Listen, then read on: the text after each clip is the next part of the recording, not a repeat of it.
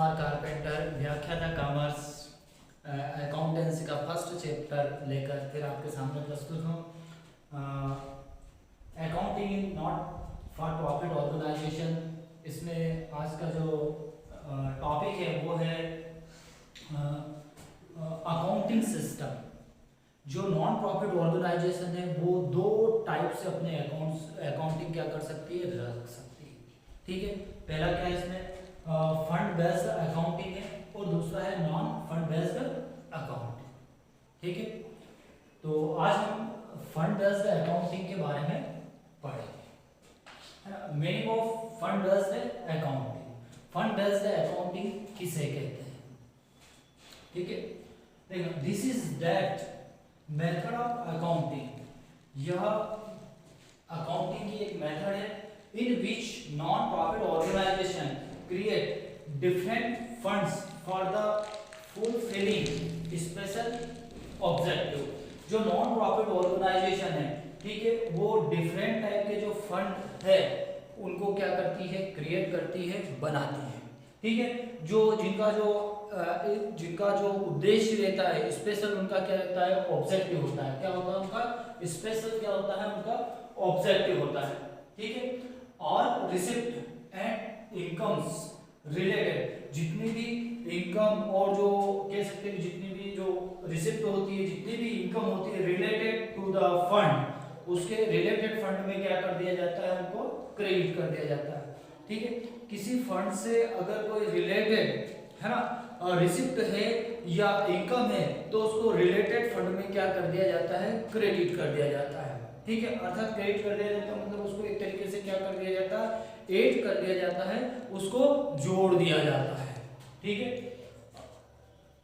And expenses related to that fund और debited, अगर उस फंड से रिलेटेड कुछ एक्सपेंसेस वगैरह है तो उनको क्या कर दिया जाता है, डेबिट कर दिया जाता है, अर्थात उनको माइनस हो जाता है, जो फंड है वो क्या हो जाता है, कम हो जाता है। ठीक है, फॉर द एग्जांपल ये फंड किस प्रकार के हो सकते हैं, जैसे नॉन प्रॉफिट ऑर्गेनाइजेशन वगैरह अगर कोई स्पोर्ट्स इवेंट्स वगैरह ऑर्गेनाइज करती है तो वो स्पोर्ट्स फंड बना सकती है। ठीक है, इसके बाद जैसे मैच फंड बना सकती है या टूर्नामेंट फंड के नाम से बना सकती है, और इनसे जो रिलेटेड इनकम होती है या रिसिप्ट होती है, ठीक है, उनको इन जो फंड है इन फंड खातों में क्या कर दिया जाता है, क्रेडिट कर दिया जाता है, और इनसे रिलेटेड अगर कोई एक्सपेंसेस होते हैं तो उनको इनके खातों में क्या कर दिया जाता है, डेबिट कर दिया जाता है। ठीक है, जो स्पेशल ऑब्जेक्टिव के लिए जो फंड बनाते हैं उनको बैलेंस शीट में लायबिलिटी साइड क्या किया जाता है, शो किया जाता है। उनको इनकम एंड एक्सपेंडिचर या रिसिप्ट एंड पेमेंट अकाउंट में उनको नहीं लिखा जाता है। ठीक है, ये स्पेशल जो फंड होते हैं ये कैपिटल नेचर के होते हैं। स्पेशल जो फंड होते हैं एक तरीके से क्या है, इनकी जो इनकम प्राप्त होती है जैसे डिविडेंड के रूप में या इंटरेस्ट के रूप में क्या की जाती है, इनकी जो इनकम प्राप्त होती है वो कैपिटल नेचर की होती है, इसलिए इनको क्या किया जाता है, बैलेंस शीट में लायबिलिटी साइड शो किया जाता है। इनकम फ्रॉम द फंड, इनसे क्या क्या इनकम हो सकती है, तो एक डिविडेंड के रूप में प्राप्त हो सकती है। ठीक है, जैसे आपने कोई दूसरी कंपनी के शेयर वगैरह परचेस कर रखे, खरीद रखे, तो उन शेयर पर आपको जो डिविडेंड मिलता है उनको जो रिलेटेड फंड अकाउंट में क्या कर दिया जाता है, क्रेडिट कर दिया जाता है ना। मान लो आपने किसी गवर्नमेंट बॉन्ड वगैरह खरीद रखे या फिर आपने डिबेंचर्स परचेस कर रखे, तो इन पर आपको जो ब्याज मिलता है वो रिलेटेड जो फंड अकाउंट होता है उसमें क्या कर दिया जाता है, उसको भी क्रेडिट कर दिया जाता है। ठीक है, अगर फंड से रिलेटेड कुछ एक्सपेंसेस होते हैं, इनसे रिलेटेड अगर कोई एक्सपेंसेस होते हैं तो इनके फंड अकाउंट में उनको क्या कर दिया जाता है, डेबिट कर दिया जाता है, जिससे फंड क्या हो जाता है, कम हो जाता है। जो फंड होता है उनको अदर्स जो कंपनी है या गवर्नमेंट सिक्योरिटीज वगैरह में क्या कर दिया जाता है, इन्वेस्टमेंट कर दिया जाता है। ठीक है, एक चीज तो ये जो ये रिलेटेड टू द स्पेशल जो फंड होते हैं इनका जो नेचर होता है वो कैसा रहता है, कैपिटल नेचर की ये आइटम रहती है, इसलिए इनको बैलेंस शीट में लायबिलिटी साइड क्या किया जाता है, शो किया जाता है। ठीक है, तो अगर ये बोर्ड की एग्जाम में अगर आता है तो ये 2 मार्क्स के क्वेश्चन में इसको पूछ सकते हैं कि जो फंड बेस्ड अकाउंटिंग है उससे आप क्या समझते हो, या इसका मीनिंग बताइए या इसका अर्थ बताइए। तो ये वेरी इंपॉर्टेंट क्वेश्चन माना जाता है 2 मार्क्स के लिए, ठीक है। इसके अगले वीडियो में अपन देखेंगे नॉन फंड बेस्ड अकाउंटिंग देखेंगे। सुनील कुमार कारपेंटर, व्याख्याता कॉमर्स, अकाउंटेंसी का chapter first, accounting in not for profit organisation लेकर फिर आपके सामने प्रस्तुत है। इस जो पार्ट का है जो इसके पहले हमने देखा था अकाउंटिंग सिस्टम देखा था, एक फंड बेस्ड अकाउंटिंग देखा था, और इसके बाद है जो सेकंड टॉपिक है वो meaning of the non fund based accounting.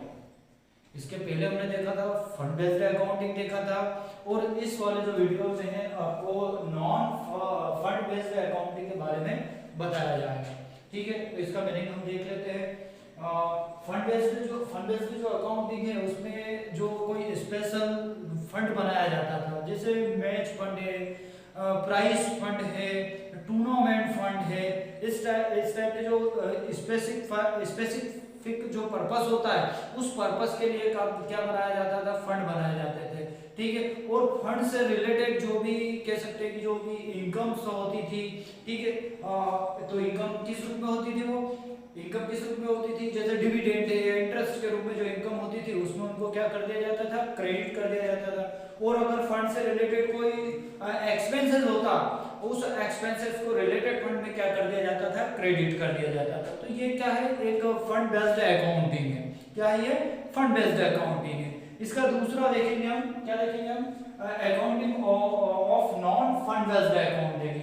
तो नॉन फंड बेस्ड अकाउंटिंग का मीनिंग क्या होता है, ठीक है। तो इसमें देखेंगे कि those receipt which are not related any specific fund, मतलब इसमें वो रिसिप्ट को रिकॉर्ड किया जाता है जो किसी विशेष स्पेसिफिक फंड से रिलेटेड नहीं होती है, और ऑफ रेवेन्यू नेचर, ठीक है। रेवेन्यू नेचर की जो आइटम होती है, रिसिप्ट होती है, उनको क्या किया जाता है, इसमें रिकॉर्ड किया जाता है। कैसी नेचर की होती है, रेवेन्यू नेचर की होनी चाहिए, और किसी जो फंड है, किसी विशेष जो स्पेसिफिक फंड है उससे रिलेटेड नहीं होना चाहिए, ठीक है, उससे रिलेटेड नहीं होना चाहिए। और कैसे नेचर की होनी चाहिए, वो रिसिप्ट रेवेन्यू नेचर की होनी चाहिए, मतलब जो हमें बार बार प्राप्त होने वाली होना चाहिए, ठीक है। जो जैसे कैपिटल नेचर की जो बार बार प्राप्त नहीं होती वो कैपिटल नेचर कहलाता है, ठीक है। इसके बाद यहाँ से देखना, इसको यहाँ तक हो गया था, यहाँ से देखना these receipt and normal, These receipt, ये रिसिप्ट प्राप्तियां नॉर्मल एक्सपेंसेस और रिकॉर्डेड, ठीक है, इन इनकम एंड एक्सपेंडिचर अकाउंट, ठीक है। जो नॉर्मल जो रिसिप्ट होते हैं, जो नॉर्मल एक्सपेंसेस होते हैं, ठीक है, जो किसी स्पेसिफिक जो कह सकते हैं फंड होते हैं उनसे रिलेटेड नहीं होते हैं, ठीक है, उनको इनकम एंड एक्सपेंडिचर अकाउंट में क्या किया जाता है, शो किया जाता है, उनको दिखाया जाता है, ठीक है। अब इसके बाद अगला यहाँ देखते हैं recorded in the income and expenditure account, ये यहाँ पर, ठीक है। Receipt and income are credited, जितनी भी रिसिप्ट और इनकम जो होती है उनको क्रेडिट कर दिया जाता है, और जितने भी एक्सपेंसेस वगैरह होते हैं उनको डेबिट कर दिया जाता है। कहाँ पे लिखते हैं इनको, इनकम एंड एक्सपेंडिचर अकाउंट में इनको क्या करते हैं, शो कर दिया जाता है, दिखाया जाता है, ठीक है। तो इसके बाद in the absence of the any other instruction, अगर हमें किसी प्रकार का कोई इंस्ट्रक्शन नहीं दे रखा है, ठीक है, किसी प्रकार का कोई इंस्ट्रक्शन सवाल के अंदर नहीं है कि ये इसको रेवेन्यू माना जाए या कैपिटल माना जाए या किसी स्पेसिफिक जो फंड होता है उससे रिलेटेड है या नहीं है, ऐसा कोई भी इंस्ट्रक्शन नहीं दिया जाता है, तो फिर हम क्या करेंगे, तो इसके फॉर्म में absence of the any other instruction admission fee, ठीक है, एडमिशन फी, डोनेशन, इंटरेस्ट, ठीक है, received and depreciation and the expenses on the general administration of organisation, ठीक है, और the item of non fund accounting, ये जितनी भी आइटम होती है, ठीक है, इनको क्या माना जाता है, नॉन फंड अकाउंटिंग माना जाता है ना, और item of non fund accounting माना जाता है। क्या माना जाता है, और item of non fund accounting, इनको क्या किया जाता है, माना जाता है, ठीक है। Hence they are the accounted in income and expenditure account, ठीक है, इनको इनको इनकम एंड एक्सपेंडिचर अकाउंट में क्या किया जाता है, माना जाता है, लिखा जाता है। ठीक है, इसके बाद जो अगला टॉपिक है अपना जो इसके बाद जो अगला टॉपिक आता है सोर्सेज ऑफ इनकम। ठीक है, फॉर नॉन प्रॉफिट ऑर्गेनाइजेशन।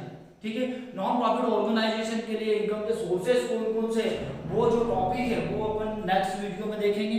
ठीक है, ये जो अभी आपको मैंने जो क्वेश्चन समझाया, ये जो बोर्ड एग्जाम है उसके लिए क्या माना जाता है, इंपॉर्टेंट क्वेश्चन माना जाता है। 2 मार्क्स में इसको पूछ सकते हैं कि meaning of the non fund based accounting का बताइए, या फिर meaning of the fund based account के बारे में बताइए। तो ये दोनों जो है महत्वपूर्ण क्वेश्चन बोर्ड एग्जाम के लिए क्या है, माने जाते हैं। तो ये जो क्वेश्चन है, मीनिंग है, आप अपनी नोटबुक में इसको क्या कर लो, नोट कर लो, और फाइनल जो एग्जाम है अपनी बोर्ड की उसके लिए इसकी तैयारी आप कर लीजिए। ठीक है, थैंक्स, धन्यवाद।